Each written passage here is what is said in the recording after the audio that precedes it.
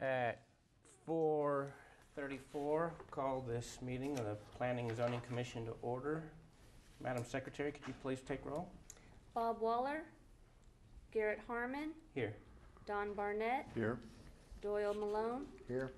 Bill Morgan, Here. Michael Siegerman, Here. Rustin Zuber, Bonnie White. Here. Thank you. Thank you, Dorothy. Item number 1 on the agenda is our Visitor Citizens Forum. Any person with business not scheduled on the agenda is encouraged to briefly speak their ideas to the Commission. Please fill out the speaker request form and give it to the Commission Secretary prior to the meeting. The number of speakers will be limited to the first 10 speakers, and each speaker is limited to 3 minutes. No formal action can be taken on these items, as the Open Meetings Act requires formal action items to be posted on an agenda no later than 72 hours before the meeting. If formal action is required, the items will be placed on an agenda for a future meeting. Item number 2, consent agenda. All items listed below in the consent agenda are considered routine or ministerial in nature and will be acted with one motion. There will be no separate discussion of items unless a commissioner or citizen so requests, in which case the items will be removed from the consent agenda and considered separately. Item 2A is the approval of the minutes from the April 21st meeting. Commissioners, have you had a chance to review those?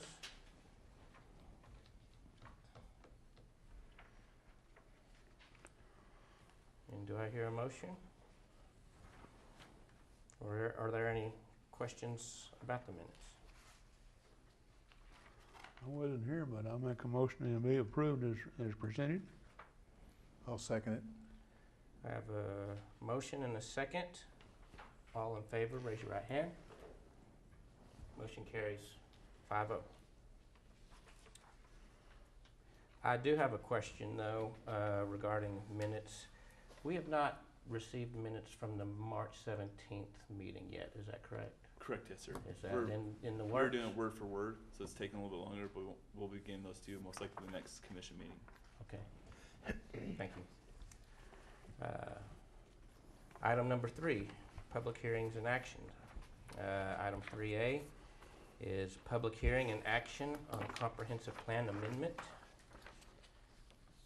This is concerning comprehensive plan amendment to amend the future land use category from low density residential to mixed use for an approximately 5.61 acre tract, being all of a certain tract or parcel of land from the William C. Francis Survey number 146.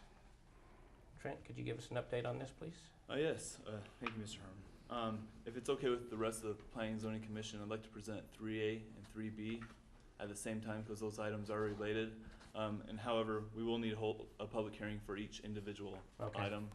That way I'm just not repeating the same presentation twice, if that's okay. Sounds good.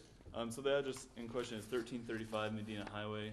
They are requesting an amendment to the future land use plan from low density residential to mixed use. They're also requesting a zoning change at this time as well from R3 multifamily residential to S34 South Side 34 district. Staff mailed out 24 notices to all property owners within 200 feet. 0 came back in favor, 0 in opposition. Staff did has spoken with someone that does live within the 200 feet that did have some concerns. They neither officially said if they're either for or against. They had some questions. And I believe they're actually here today to possibly just listen and see what's going on. They might have some questions later on for the commissioners or be able to say some concerns. The property's land use designation is low density residential. The requested S34 base zoning district is not consistent with the adopted land use designation. The proposed future land use designation for the subject property is mixed use and will allow for the proposed S34 zoning district. Although staff has found no evidence of likely adverse impacts on neighboring lands, in relation to this plan amendment and zoning change request, the potential uses could increase traffic. Proposed plan amendment and zoning change would allow the subject property to utilize more intense uses than what is permitted in the existing R3 zoning district. Current planning practice, however, do encourage commercial uses to be located along major roadways such as Highway 16, and also known as Medina Highway. These permitted uses for the S34 zoning district would be consistent with what's going on in the area as of right now. Across the street is outside the city limits across the road from Medina Highway. However, there are uses that are very similar in nature to what you would find in the S34 district. In your image that you're seeing now, that's the property that just adjacent, which is also zoned S34. This property actually directly abuts the single-family residential neighborhood, directly to the northeast of the northeast. In between the subject property and that existing single-family residential, there is a portion of land that is zoned R3 for multifamily. So there's a buffer between the actual commercial and the single-family residential uses. Both the existing and proposed zoning districts are suitable for the subject property and will allow for uses that will be consistent with the existing surrounding land uses. The existing R3 multifamily residential zoning district, if developed, would act as a buffer, as I previously mentioned, between Medina Highway and the existing single-family residential neighborhood.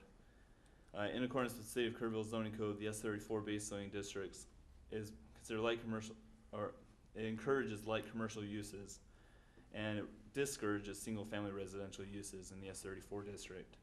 The proposed S34 zoning district permitted uses, once again, are consistent with the surrounding area. Staff does recommend approval of the future land use plan as well as the zoning change, and I'm here if you have any questions for me. Okay, thanks, Trent. Okay, Real quick, I said northeast. I apologize. Southeast of the subject property. yes, I apologize about that. okay. All right, at 4:41, we'll open the public hearing.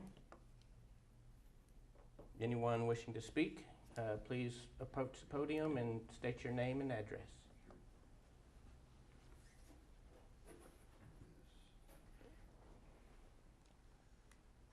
My name is Britt Benton. I live at 2403 Rockmore Avenue in Austin, Texas, and I'm with Oryx Development. We are the group that's developing a senior living facility that's adjacent to this property. We've been asked by the landowner of this 5.6 acres to work with him in this overall plan for the property, help him with getting the zoning for the commercial tract that he's going to maintain. Okay. What we're doing, we're looking for S34 zoning, which is, as he said, the same zoning as what's on the tract adjacent to it. Mm-hmm. We plan to build multifamily for seniors that's adjacent to it, and this piece will be, our multifamily be here, this piece would be a secondary entrance for us. We would utilize an access road here through the property for our development as well. This conceptual plan, at this time, the owner doesn't have any tenants in hand or really any plans to develop the property. This is just an idea of what could be done under this current zoning, just for discussion's sake.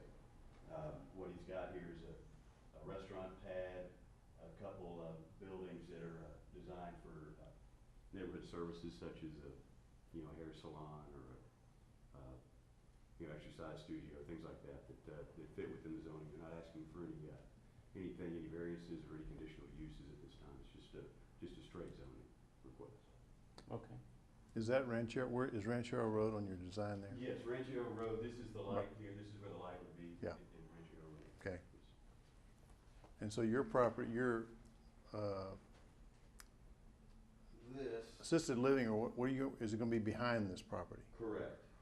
This exhibit, I guess, is flip-flop from that. But, this is the 5.6 acres right here that you're talking about. Okay, The multifamily, we've got two phases here.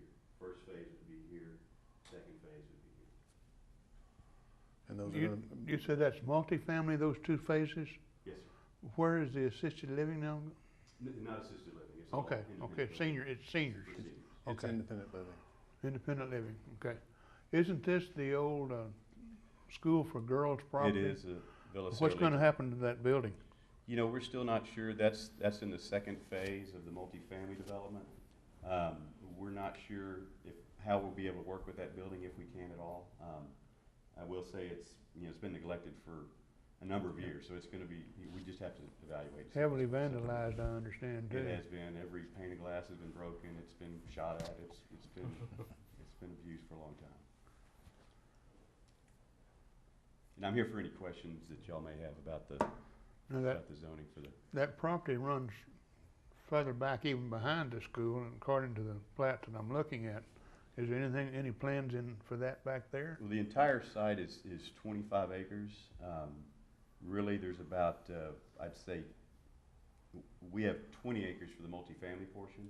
About 10 of that is really buildable due to all the topo, the slopes on there. So most of the buildings will be concentrated in the areas up on the top. So the area back behind the old school is not gonna be used at all then, is that correct?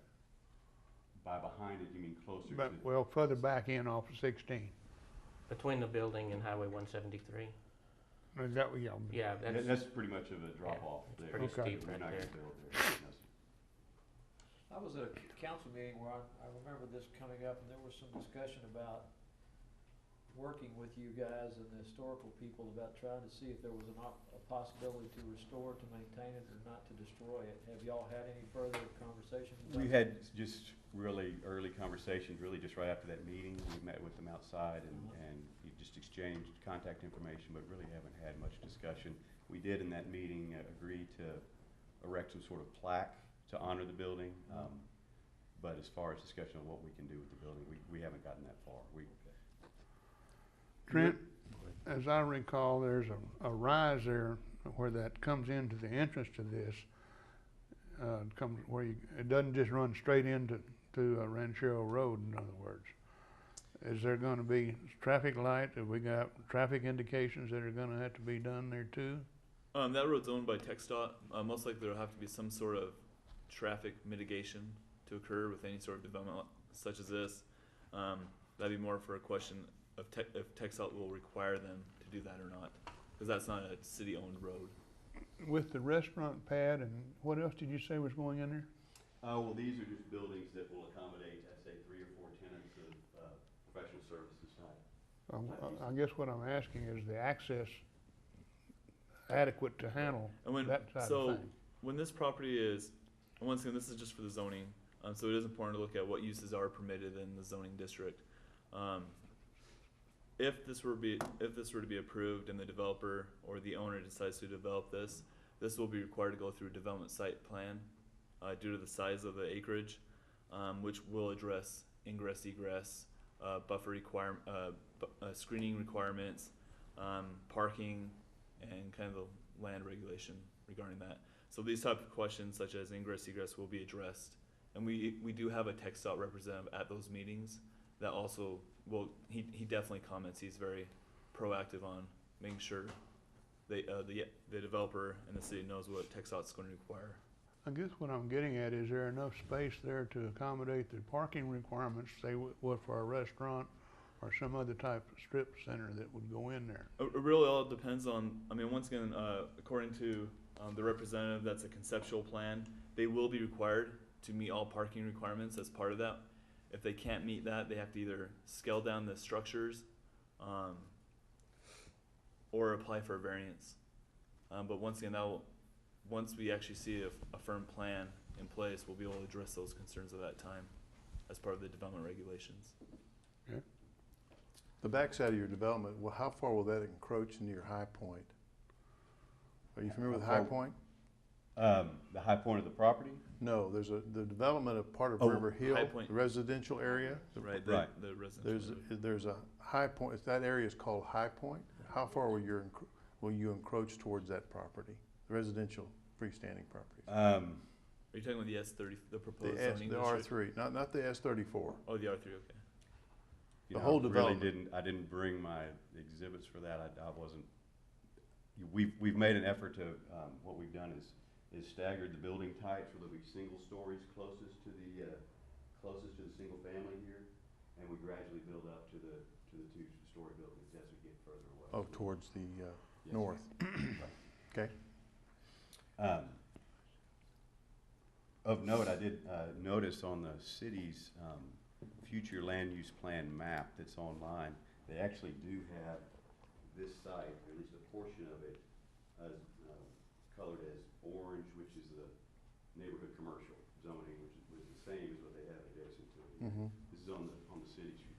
Yeah, I can see that on this drawing here.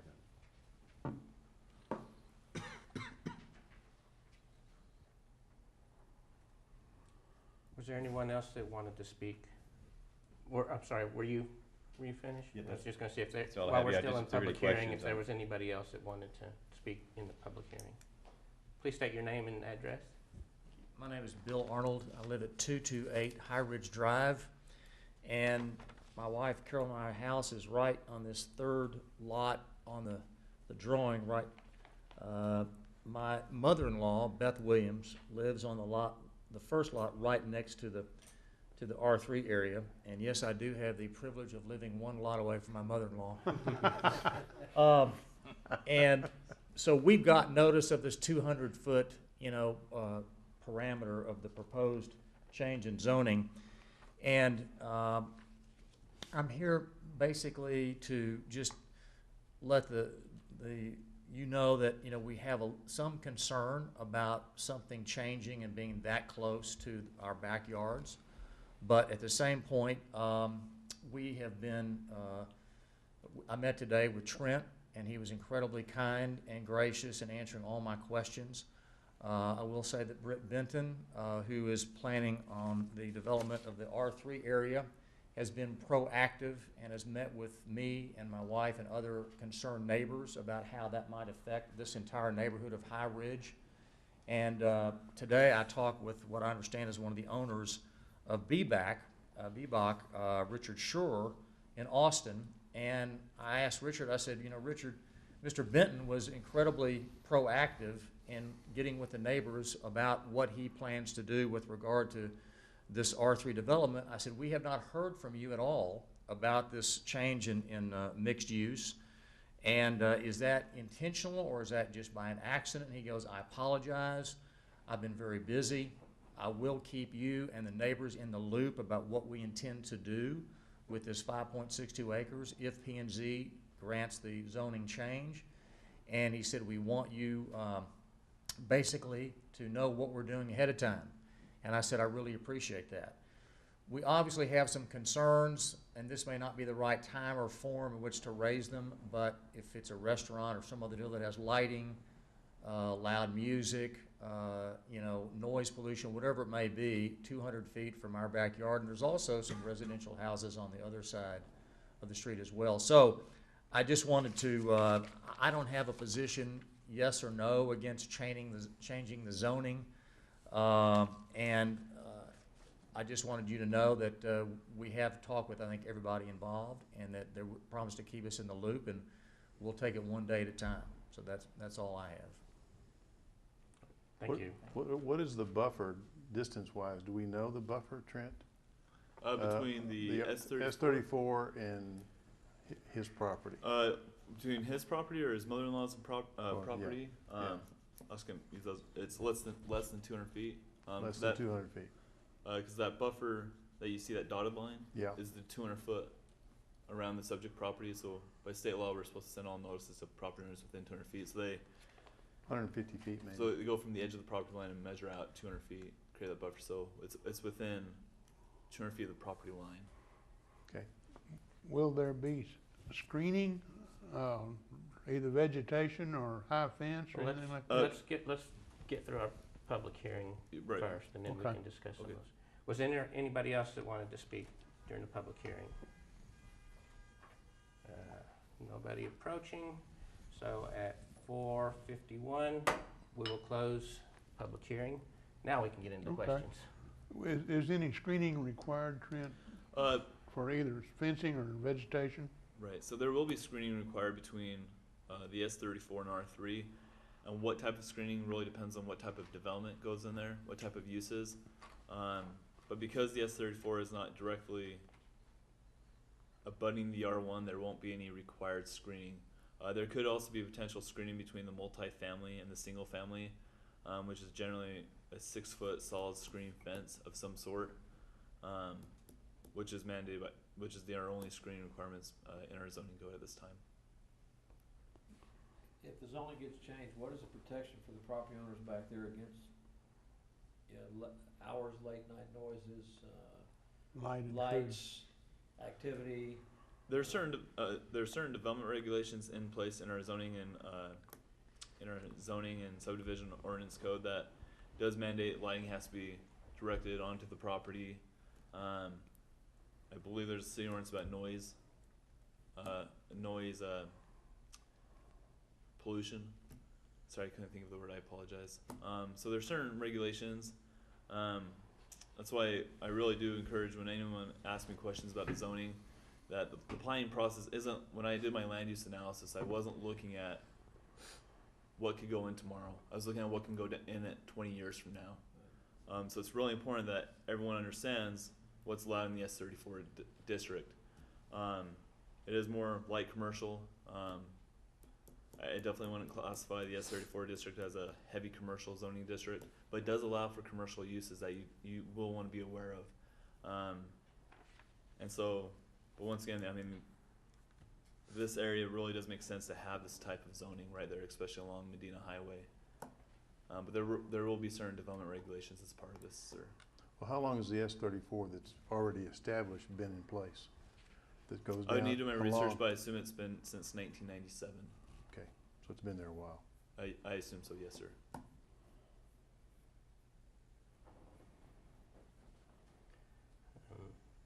I don't know, with the traffic on this road, the mixed use seems an appropriate zoning designation to me for this piece of property. It also could potentially have some services close by that a senior housing development would be able to utilize without having to go too far.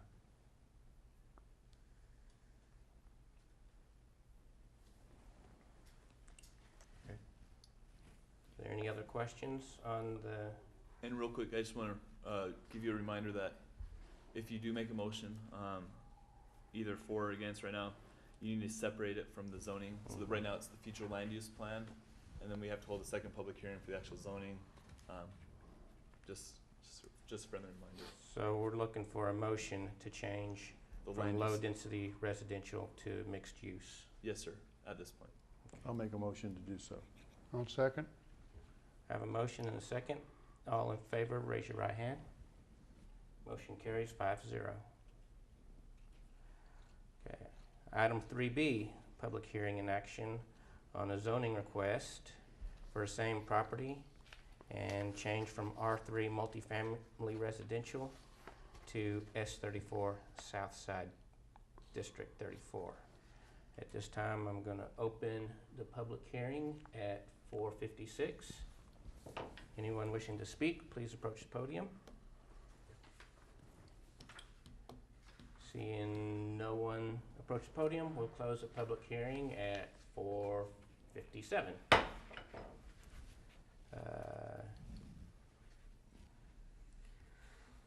The only other statement I think I would like to make to Mr. Benton is just to encourage the landowner and developers to consider that Schofield School structure.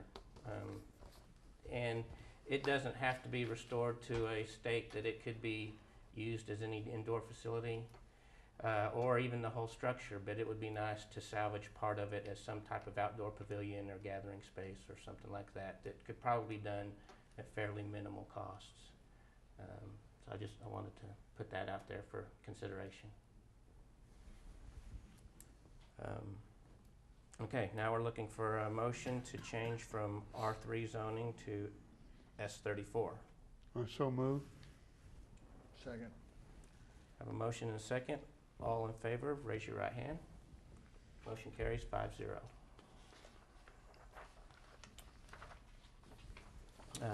Item 4A, consideration and action on a preliminary plat for Bandera Highway Mega Storage Phase 2. Trent, could you give us some information on this, please? yes. This property is located at 1225 Bandera Highway. This is a preliminary plat for the entire property. There we go. It covers both phases. The preliminary plat does. They've met almost every requirement in subdivision ordinance. The only issue we had with it was the sewer line that you see towards the bottom of the preliminary plat, very bottom of your screen. You'll see how it extends up to the adjacent property line. There is a, it's approximately 400 feet. We need a private easement there, which will be done by a separate instrument. We have contacted the developer. We have contacted their engineer, their surveyor. They are putting that in. That should be recorded by next week. Public Works is okay with this preliminary plat, with its current status, knowing that this will all be done by next week. So staff does does recommend approval, and that by the final plat that they add the volume and page number for the public easement for the sewer line and the private easement onto the plat. But we do recommend approval. Okay. Now, is the same property owner own this adjacent piece of property that the sewer easement's gonna be crossing, or is that a different owner? It's the same owner. For the private easement, it is the same owner, but they're separate. They're completely separate lots. And what Public Works doesn't want to happen is if, in the event that lot is sold off, that person no longer has access to be able to fix anything that goes on with that sewer line. Okay. And everyone, the owner, he's fine with that private easement. It went through. Everyone's on board. Okay. So just so I get my bearings straight, I was a little confused while you were explaining it. If This you- easement that is located at the bottom of our sheet needs to be extended up to Right. the If subject you don't mind, property. I'll actually come up and show you. Yeah. Apologize. I'll speak loud so we can get on the mic. So if you look at right here is towards the bottom of the page is the public easement that is in the process of being recorded by a separate instrument right now, and they're going to be adding right here all the way to the edge of the property a private easement for that same sewer line for utilities. So Okay. And this is gonna be just a storage units? right now, if you see, if you've been out there right now, the first phase is completed. Was constructed years ago. It's in the storefronts in the front of the building. There's some commercial uses, some light commercial uses, and in the back there are storage units. And they just want to add on to it, and that's why this is coming. They're replatting 2 lots into, or they're going to plat these 2 land parcels into 1 lot. Was there a larger scale drawing of this submitted with the Yeah, there packet? is I Yes. brought one with me, it's over Let's see. on that chair. I'm just, Yeah, I think I have one here. Yeah.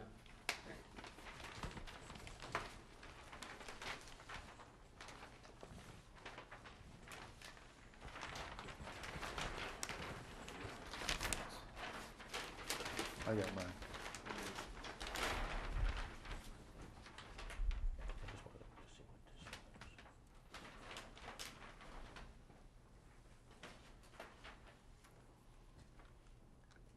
Can you explain this temporary septic field to me a little bit?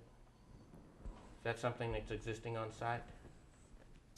Yeah, right now currently there's a septic system on site, which once this is being developed, they will extend here and they will be abandoning this Okay. per city code. So the septic system's not in use right now. I believe, do you know, Gary, if it's? I believe it is in use. Right, so right now it isn't used, but once they start developing the second phase right here, they'll extend this and they'll be abandoning this according to city code. Okay. Because, I'll explain the reason why. Okay. Sorry. That's all right. The second phase will trigger them being within a certain distance to our sewer line, which requires them to abandon the septic and tie onto city sewer. Before, the first phase did not trigger that. That's why they're allowed to continue on using the septic system that they had. Okay. Will this expansion will they be required to provide a development site plan? They have gone through the development site plan process. Okay. They decided to do that first prior to the plat, and That has been approved by staff, the development site plan. Okay.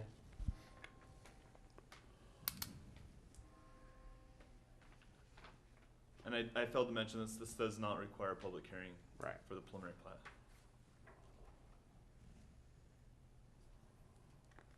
We're just looking for approval of the preliminary. Approval or denial, yes, sir.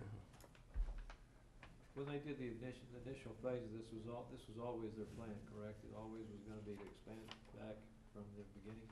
I wasn't around at that time. I don't, from what I've heard, it sounded like that was their initial plan. But I wouldn't be able to tell you for sure what they were thinking. at the time. Are they doing some work on this property now? Yes, they're, I believe on phase one, they're doing some work. And then on the adjacent lot, but the civils and everything's contingent on the preliminary plat.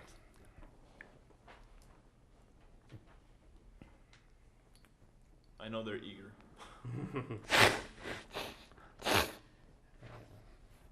Did we have any other questions for Mr. Robertson?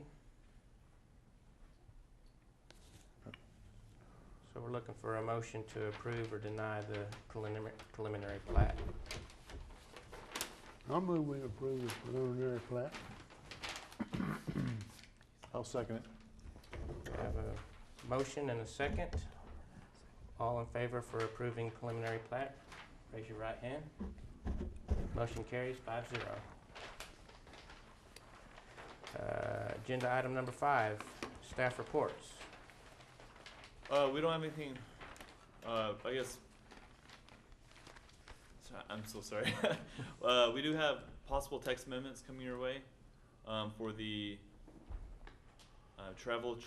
for temporary structures, to amend the zoning code portion of where they can be located at while work is being done. Right now in the zoning code and in the building code, it states it has to be on the same lot. We've had, people come to us such as Habitat for Humanity, I apologize, where they're building on smaller lots where it's very difficult for them to finish a house with all their equipment on the same site.